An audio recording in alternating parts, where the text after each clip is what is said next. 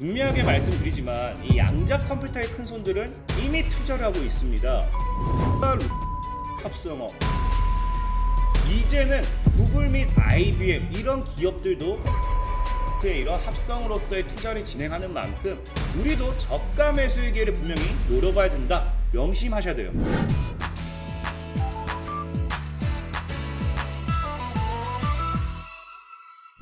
자, 모두들 반갑습니다. 강태공입니다. 자, 이번 시간에는 아무래도 양자 컴퓨터 큰 손도 좀 투자하고 있습니다. 그래서 오늘은 이제 또 로봇에 대한 좀 이야기를 해볼 거예요. 그래서 과연 어떤 기업이 300조 달하는 잭팟이 터질지 한번 주목을 해보면서 오늘 방송을 시작해 보도록 하겠습니다.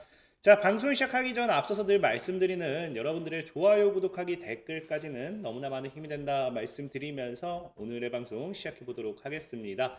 자, 일단은 제가 늘 안내사항을 좀 말씀드리고 있지만, 자, 주식강태공이라고 어플을 지금 출시해서 운영하고 있어요. 그래서 내가 이게 국내 주식 한정이긴 해요.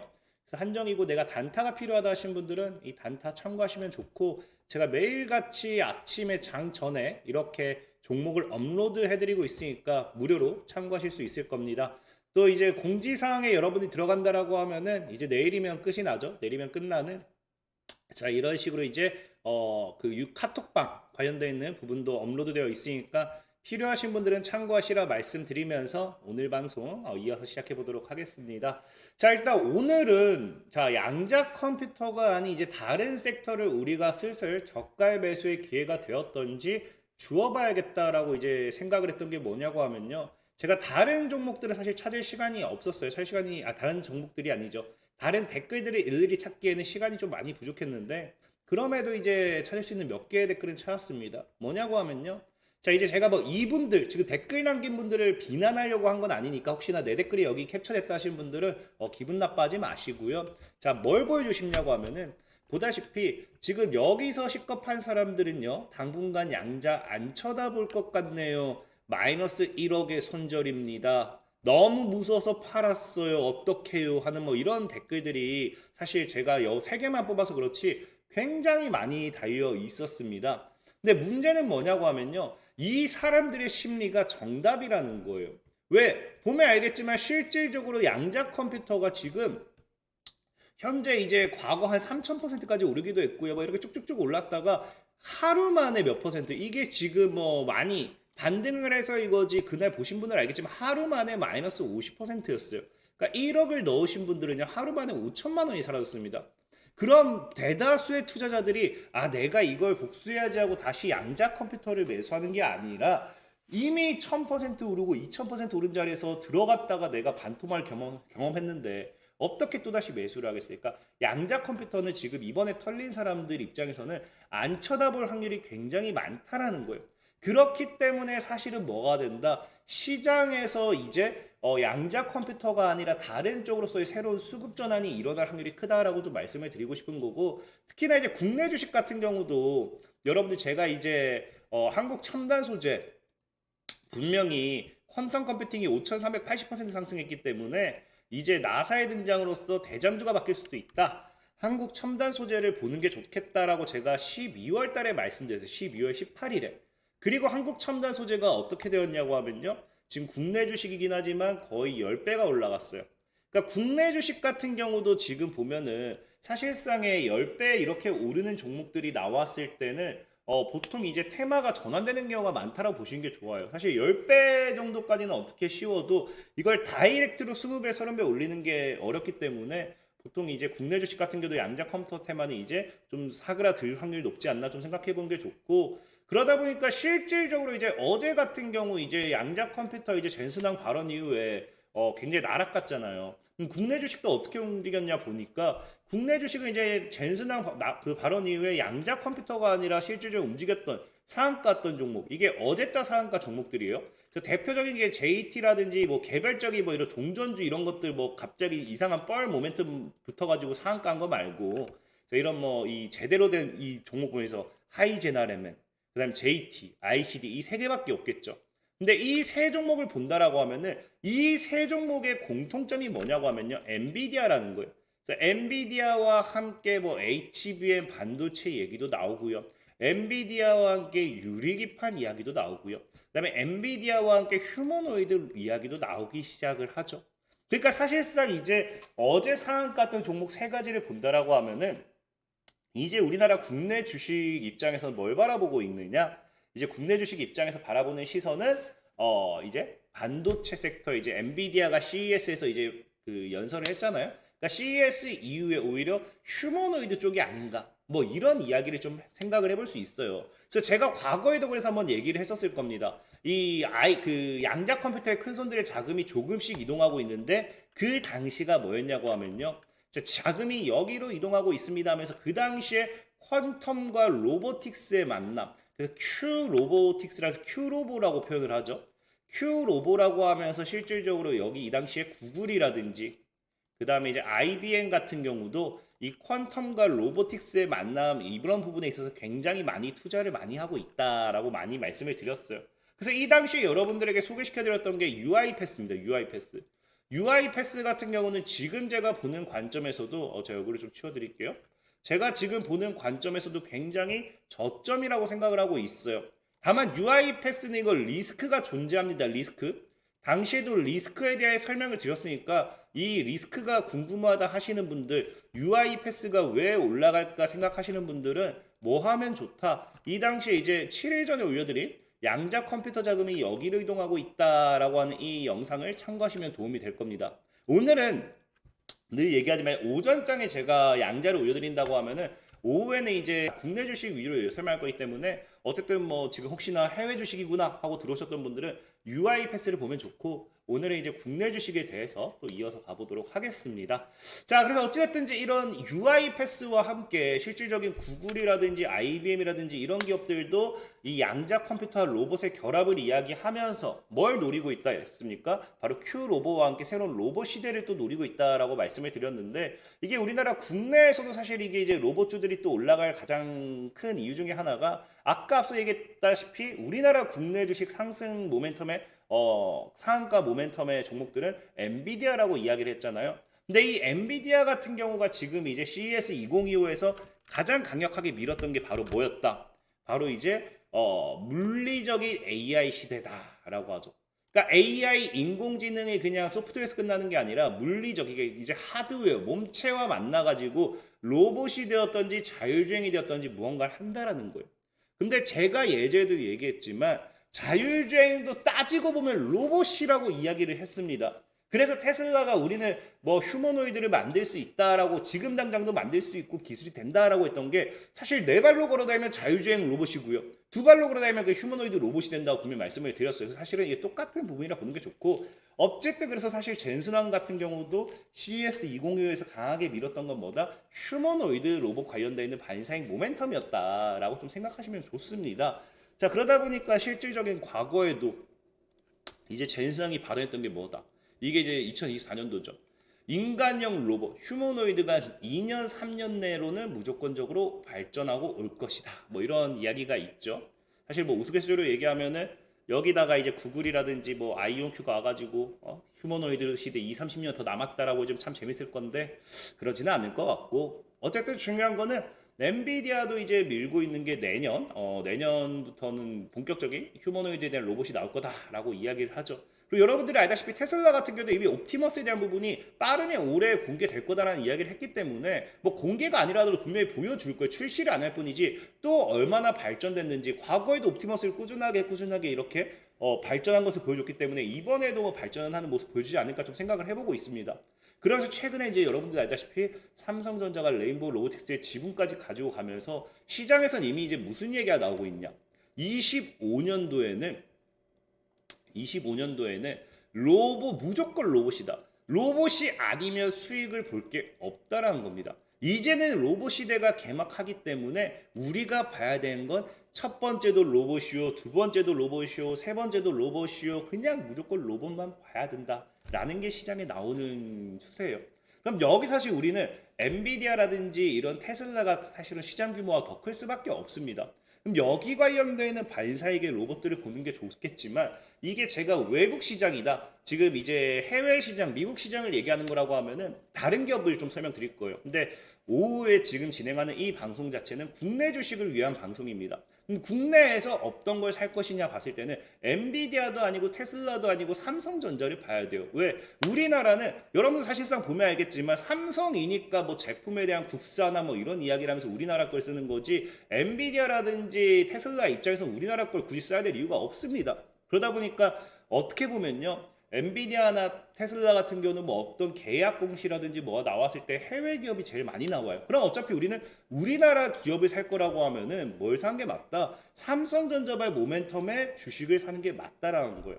그래서 봤더니 삼성전자가 지금 뭐 하고 있느냐? 자, 최근에도 보면 알겠지만 삼성이 뭐 합니까? 빠르진 않겠지만 승산은 있다라고 하면서 미래 승부수로서 로봇을 던져버려요. 그러면서 최근에 레인보우 로보틱스의 최대 주주 지위까지 확보합니다. 그러면서 삼성전자가 역시 뭐한다? 휴머노이드 사업에 뛰어들기 시작하죠. 여러분들 알다시피 이재용의 꿈이라고 하면서 과거 휴머노이드 관련되어 있는 뉴스들이 굉장히 많이 나왔습니다. 그럼 지금 이렇게 봤을 때는 우리가 국내 주식으로는 레인보우 로보틱스만 사면 되겠네요 라고 생각할 수도 있어요. 틀린 부분은 아닙니다. 이미 삼성전자가 지분을 투자하기로 했고요. 재무상이었나요? 재무상으로는 이미 자회사로 편입이 된다라고 보셔야 됩니다. 그렇기 때문에 사실 레인보우 로보틱스의 반사이익이 굉장히 커요. 근데 중요한 건 뭐냐고 하면요. 그게 이미 뭐가 됐다. 시장에 반영이 돼서 최근에 갭 떠가지고 신고가를 기록을 하기도 했다는 거예요. 그 제일 중요한 거는 레인보우 로보틱스를 저는 늘 얘기하지만 좋다라고 이야기하더라도 이걸 사라. 자꾸 사람들이 얘기하는데 좋다와 사다는 다릅니다. 야 이거 좋다. 야 이거 사라. 그냥 의미부터 달라요. 의미도 다르고 단어도 다릅니다. 그래서 레인보우 로보틱스는 지금 사라라고 말할 수도 없는 게 뭐냐고 하면요. 아시는 분들은 알 거예요. 과거에 레인보우 로보틱스를 제가 어디서 추천해 드렸습니까? 레인보우 로보틱스 같은 경우는 3월 22일에 제가 레인보우 로보틱스 관련해가지고 머스크의 최대 꿈이다라고 하면서 이 당시에 두 발로 걷는 게 제일 중요하다. 레인보우 로보틱스 올인해야 된다. 몰빵해야 된다라고 하면서 소개를 시켜드렸고요. 그 다음에 그 당시가 주가가 얼마였습니까? 그 당시에 레인보우 로보틱스의 주가가 25,000도 안 했대요. 주가가 이미 10배가 올랐어요. 그러니까 10배가 오른 자리에서 늘 얘기하지만 여러분들에게 사라. 이거는 아니라는 거예요. 그럼 우리는 뭐 해봐야 돼요? 새로운 기업을 찾아 나서야 돼요. 새로운 기업에서 새로운 매수 기회를 찾아야 되는 거고 그런 관점에서 봤을 때 분명히 우리가 매수할 만한 종목이 또 있다라고 얘기할 수 있는 게 뭐냐? 뉴스가 또 나오는 게 뭐다? 1월 8일 한종희 삼성 부회장이 뭐 하겠다? 휴머노이드 M&A 적극 나설 것이다 라고 이야기를 하거든요. 여러분들이 알다시피 제가 앞에 300조라고 이야기했던 게 뭐냐고 하면요. 원래 삼성전자가 3년 내 의미 있는 M&A를 하겠다라고 했습니다. 의미 있는 M&A를 하겠다라고 했고 그 당시에 실탄만 320조인가를 준비했다라고 얘기했어요. 근데 사실 이게 M&A 이슈가 나오지 않았던 부분이고 레인보우 로보틱스에 대한 지분만 계속해서 늘리다 보니까 레인보우 로보틱스를 인수하는 게 아닌가 그런 이야기가 나왔던 거예요. 근데 또 제가 이런 얘기하면 아니 이미 레인보우 로보틱스의 지분을 늘리면서 최대 주주까지 올라갔는데 그럼 레인보우 로보틱스 M&A 한 거 아니냐 인수합병한 거 아니냐 생각할 수도 있는데 많은 분들이 이거를 오해해요. M&A와 지분 투자는 정확하게 비슷하면서 다릅니다. 자 그래서 보면은 M&A와 지분 투자의 차이가 뭐냐? 자 지분 인수는 일부 또는 전체 지분을 인수하는 거예요. 그러니까 이게 아까 했다시피 최대 주주일 뿐인 거죠. 지금은 100%가 없습니다. 전체 지분이 인수해도 그건 지분이 인수예요. M&A 인수합병은요. 다른 기업을 완전히 소유하게 돼요. 그래서 여기서 가장 큰 게 차이가 뭐냐고 하면요. 독립성을 유지하고 안 하는 겁니다. 인수를 함으로써 이 기업의 독립성이 존재하느냐 안 하느냐. 이게 인수와 인수합병의 가장 큰 차이예요.